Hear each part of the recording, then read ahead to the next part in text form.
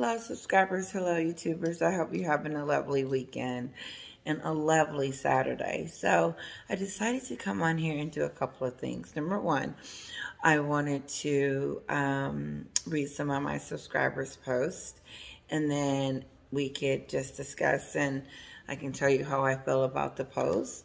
And then also to just do like a mini recap of what I'm talking about when it comes to Megan and what's going on up here. So basically what I see is currently going on, a recap from this week, is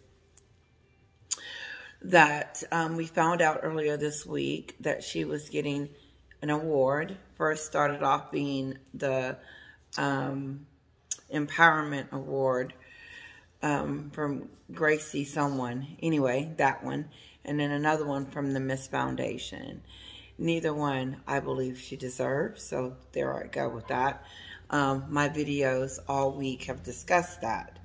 Also, too, the next thing that's been going on, they haven't RSVP'd Harry and Megan. The deadline was Monday. And my take on that is all through this week about how I think that some of it's on purpose. Some of it wants to be relevant. Some of it is, I just want them to talk about me. Yep. And then some of it is like, I don't want them to talk about me, and everything is not happy-go-lucky over there in Montecito land. You don't even have to be a psychic to know that no one's happy. You're not getting what you want. You're not getting the things that you're requesting and asking for. You want to be on the balcony. You want to be a part of the festivities. Oh God, my dog. I'm sorry. You want to be a part. You want to be on the balcony. You want to be all this. It just interests me the most about that is, oh, another thing that happened this week is officially Charles has let us know that she won't be on the balcony. I think I just said that.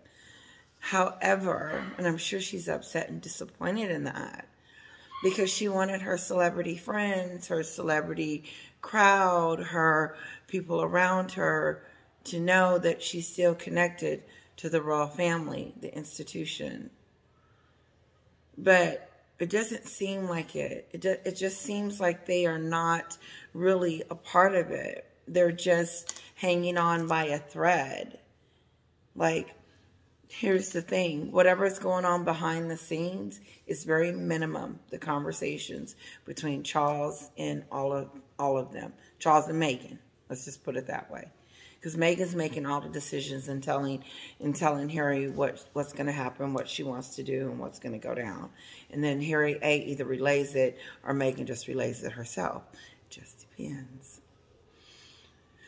And so, without all of that going on, you have this, okay? You have Megan upset that she didn't get the one thing that she really wanted. And that was to be on the balcony with the tiara doing this. She didn't get to do that. And so a lot has happened this weekend. A lot happens with these two.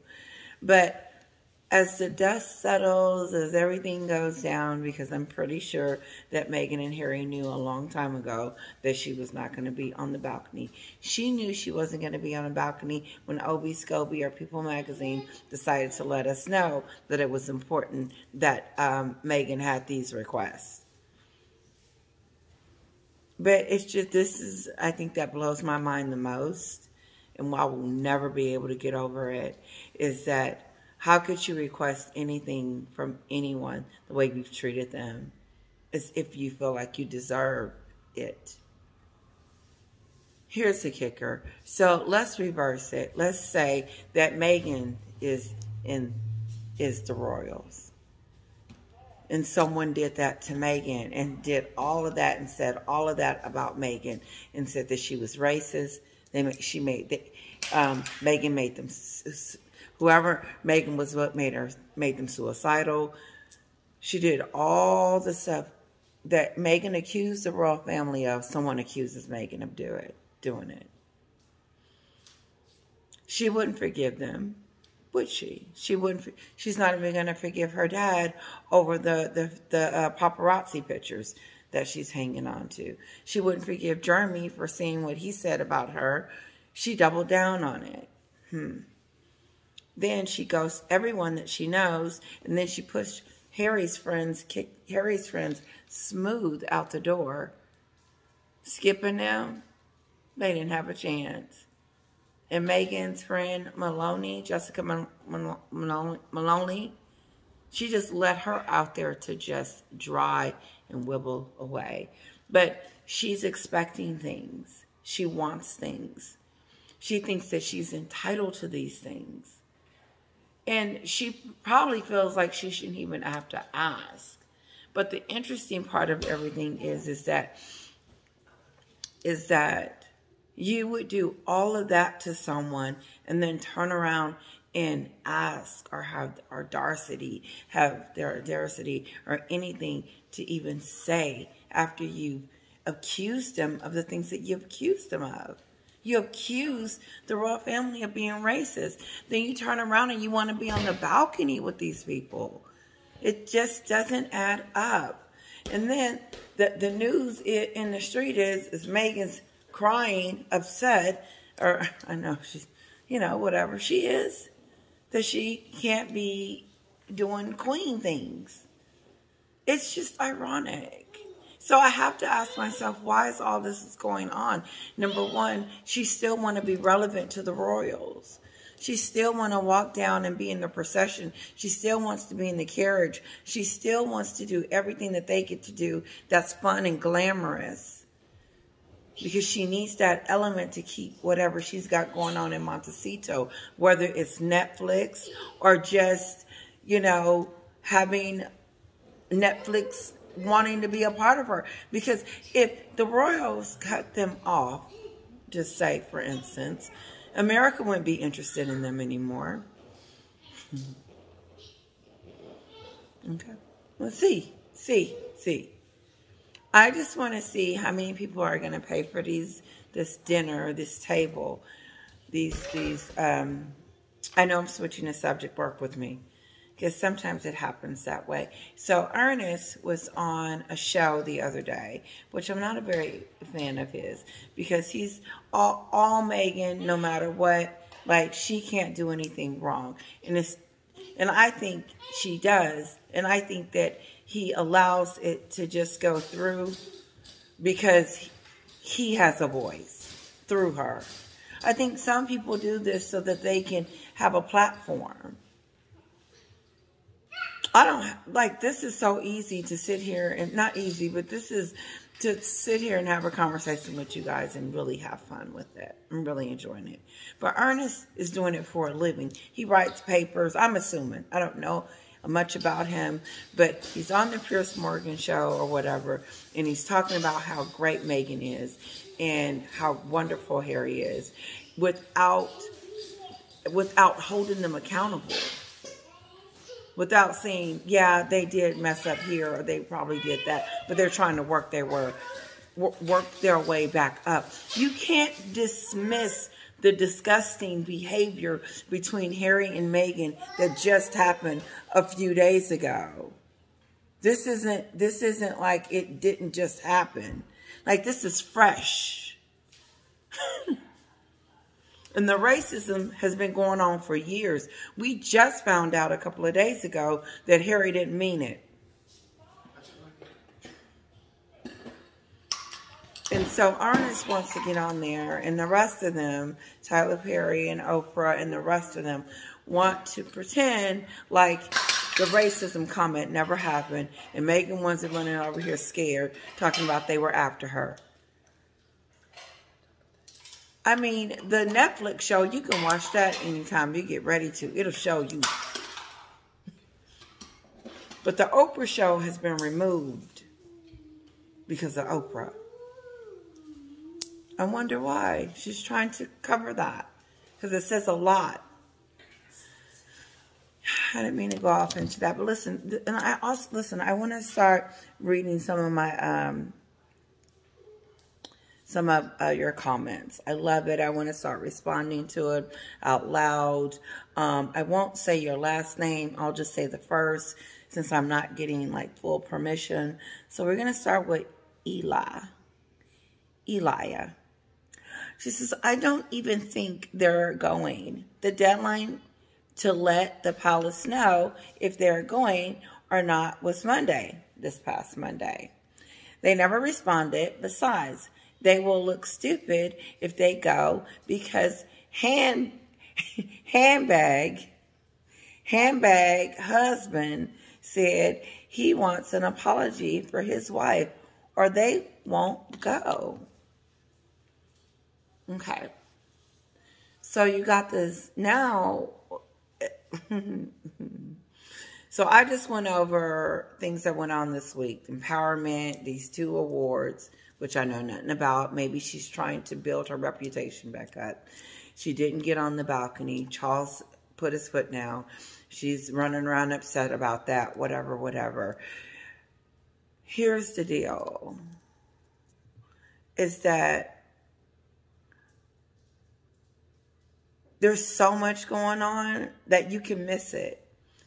Thank you for reminding us. She also wants an apology. That was one of the things that Harry said, that if they didn't get, that there was never going to be any reconciliations. Like, they got to start with an apology. And he said that he wants an apology for his wife because he feels like she was mistreated by the family. Okay. And so,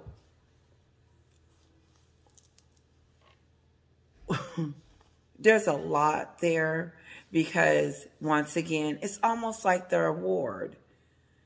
You don't deserve an award and you're not going to get an apology for your bad behavior, for the behavior that you thought we were going to swallow up and believe. And now that we don't believe you, your popularity won't start going up until accountability starts. That's what your PR team needs to be telling you. Not an award. An award is not going to make me think that she's empowering anybody. It's going to make me think that the people that's giving her the award is something wrong. That it's rigged. Like they paid her. She decided. Because Meghan is self-serving. It's all about what Meghan wants. She starts off with her first. No one. Her kids aren't first. No one is first. She's first. Period. In everything. She doesn't have a relationship with her father, but she wants a relationship with Harry's father because she wants to be on the balcony. Or so she can manipulate. I don't know.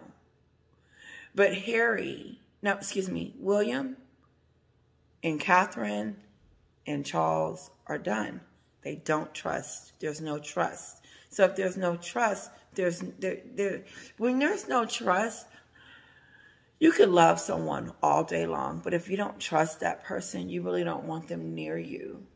You kind of don't, because you don't trust them in your presence because something always goes wrong when they're there. 24/7. And so a lot of you guys are saying, oh, Meghan's getting ready for Netflix Part 2. But you tell me what you guys think about an apology. How dare she? That's my point of view. It's how dare you want something from anyone until you start first. Because you said something that you shouldn't have said and you haven't taken it back yet. But you've sugarcoated it with your husband. You let him go out there and burn. But you set the tone. You said it on the Oprah show. You told Oprah that they were all that about Archie's skin color and that he wouldn't be getting titles because of it. And then 2 years later, you guys, or whenever now, you have decided that you're going to give them prince and princesses in spite of you telling us that, and then just going to keep going like you didn't say it. It's just really tacky.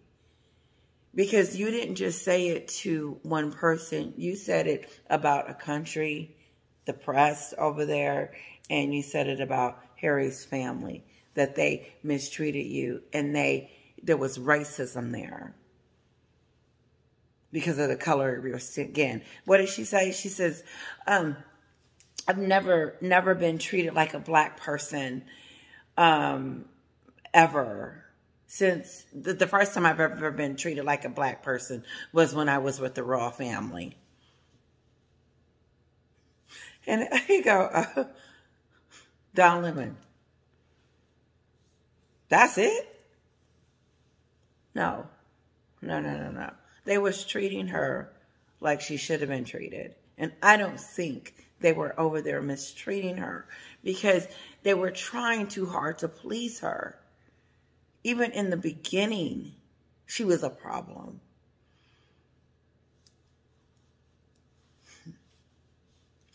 Anyway, let's read someone else's. Okay. Gail. The royal family are not really waiting on her. They made plans for her presence or her lack of. She is difficult, but they know that too. So, all accounted for. She's inadvertently, really, at the end of the day, irrelevant, she says. Sorry, she's irrelevant. So she pretty much says that she hasn't responded. She pretty much says she's not coming. So the heck with it. And that's what I thought too. I was like, well, you know, if you don't respond, then you're not coming. And then I was like, but RSVP is specific because you have, are you coming? Maybe. You know, sometimes they have that maybe, and then they have yes. But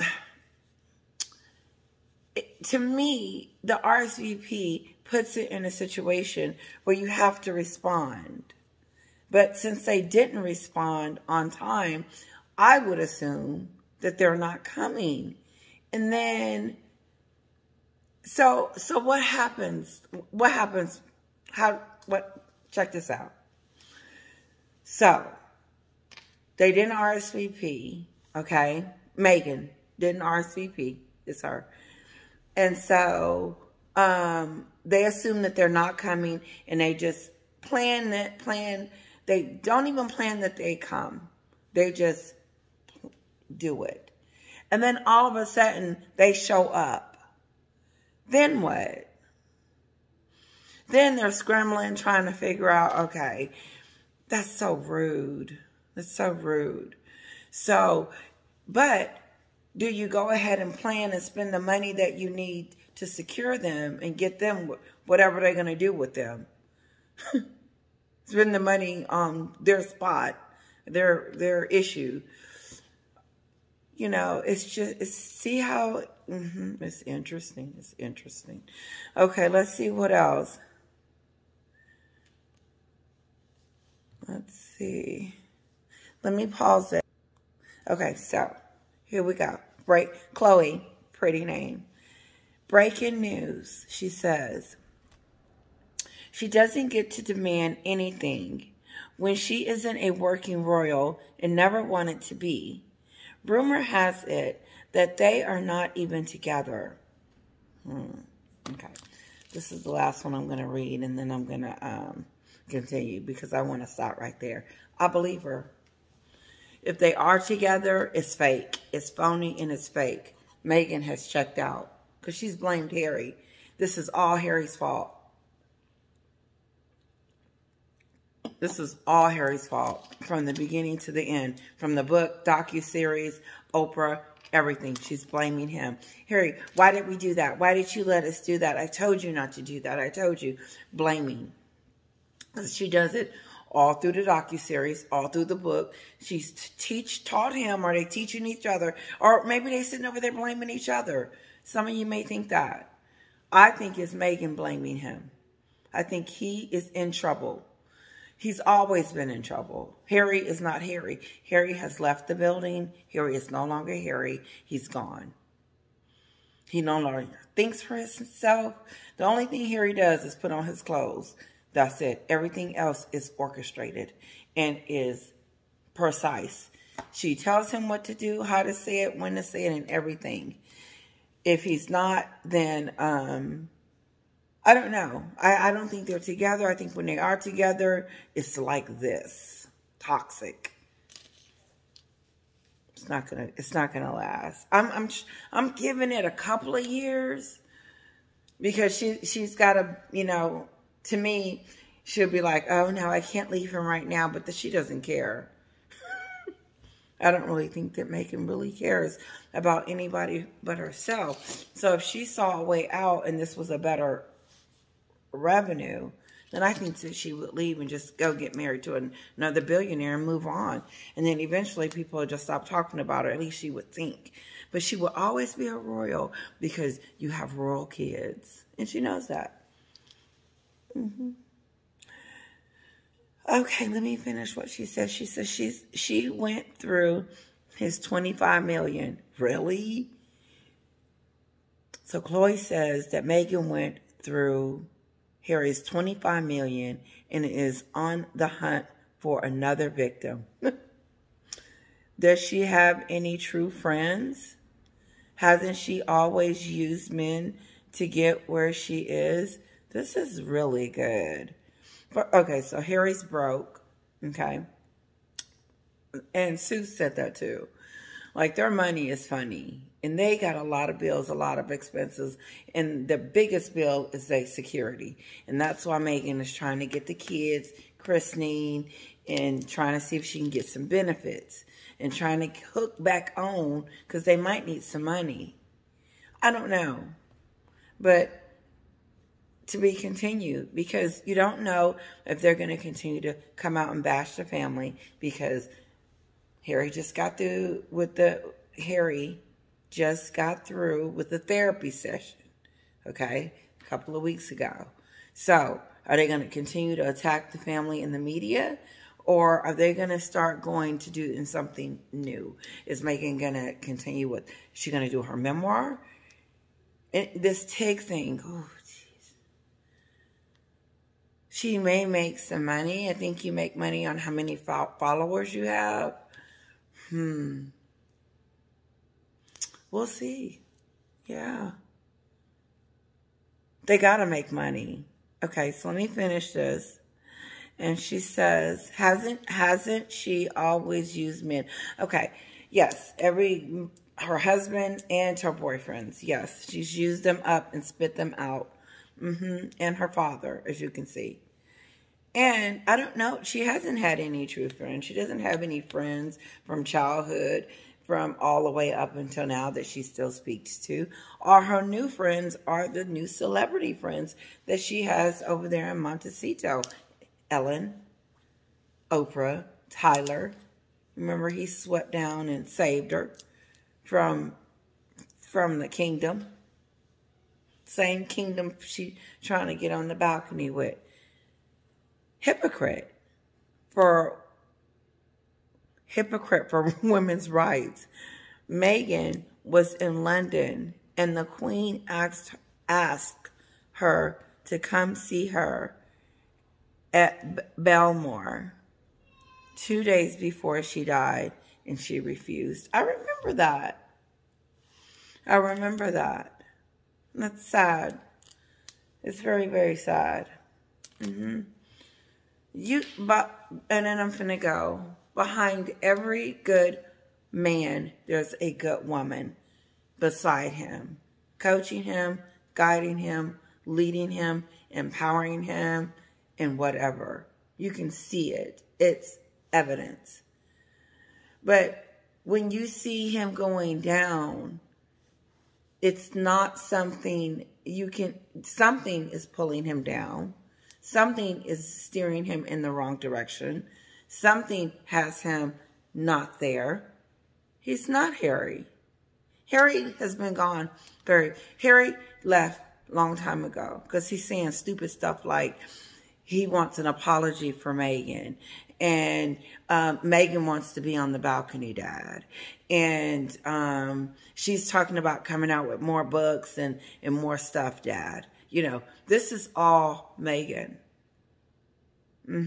But her money-making machine that she thought was going to work is crumbling because nobody wants her talking about the royal family the way she's talking about them and blatantly just lying on them and just saying whatever. And maybe she was excited to tell her story because, like a lot of you guys say, she knew that Catherine couldn't say anything back to her. They can't sue her. Like, she can just say whatever she wants to say, and she knows that the royal family isn't going to speak back and say anything. So they wasn't going to challenge it. But what she wasn't banking on, those that care about the royal family. And not even that, the British people. Because she went after everyone. She went after them too. And the press. And like one of my subscribers said, they used the very thing, they did the very thing that they said that everybody else did to them, they did. Last thing, go check out the Duchess of Narcissus clip on Meghan and her sister-in-law Catherine at the walkabout. She shows you, like, I didn't even know that was an angle that you could see. But you could see Catherine just gives her a look. And Meghan looks like she sees a ghost. Like, oops, I'm sorry. I know I should. She looks extremely, she looks like she did something she knew she shouldn't have done. And for the first time, I felt like she felt shame and embarrassed. That's the look that I saw on Meghan's face. Like almost like a scared, like a, ooh, she knows she can see through me. She can see me. She saw that Meghan didn't have a soul. And it scared Meghan that someone had found her out. No, we all have found you out. And each week, there's this sliver of hope that the conversation will eventually turn around. But it's amazing that it hasn't. And I don't know if the PR team was thinking that those awards would. But no, that's just patting her on her back, telling her she's wonderful and great, and you're doing a wonderful job, and continue to do what you're doing. And that's just not the goodness of it. I told you guys a long time ago on my videos that if it was you, and you, like, some of us just have humility, that wouldn't you just go over to the UK and support the king without any drama and just say, hey, I'm coming, and wherever you guys want us, we'll be there.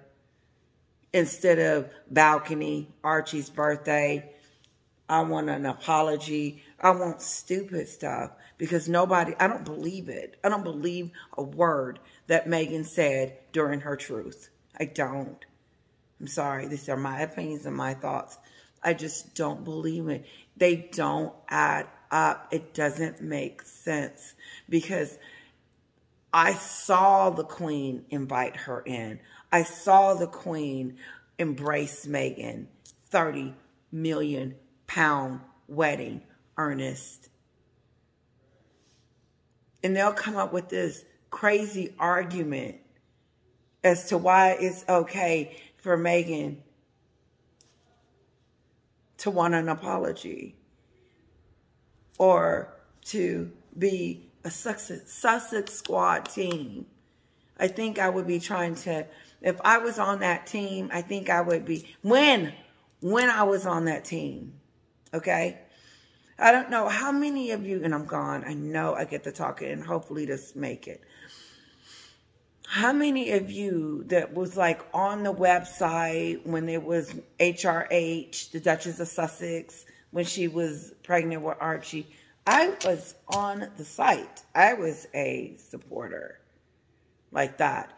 And as soon Not during the African trip when she was talking about, no one's asked me, am I okay? Like somebody said, you were over there in Africa. You were supposed to be working. People were more or less fortunate than you were.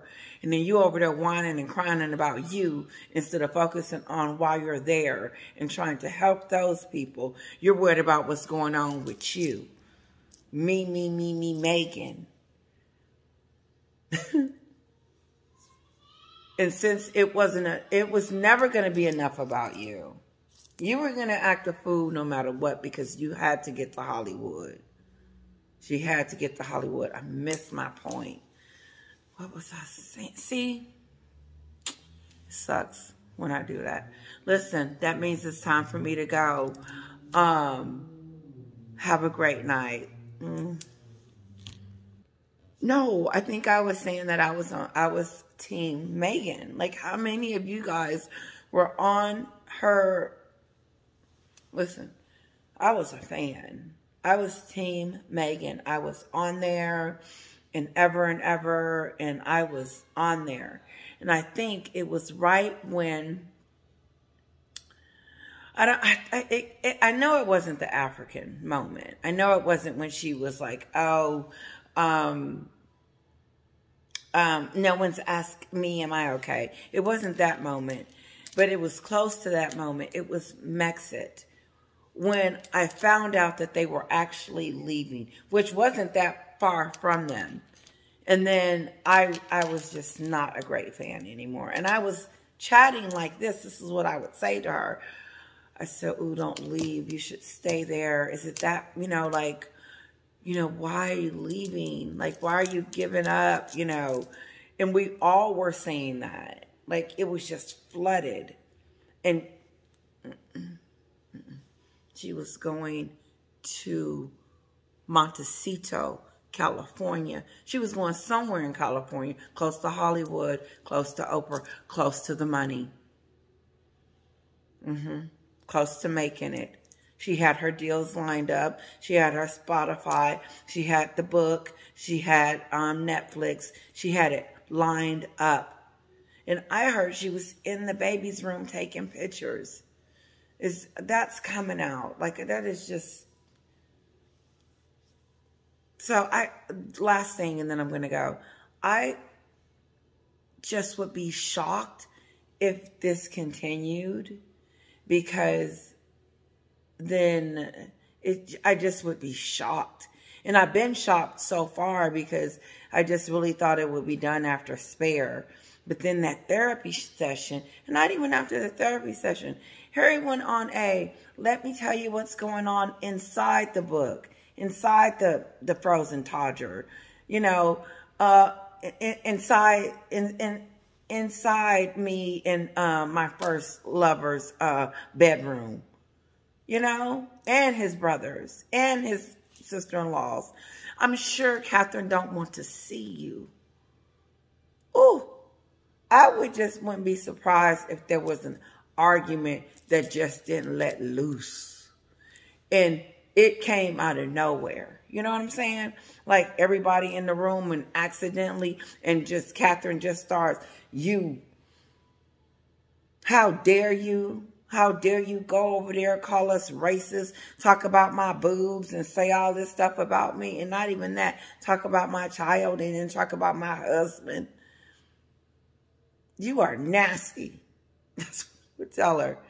And then I would say, that's all I have to say to you. But that's the look Catherine gave her on the Duchess of Narcissus. She gave her that look.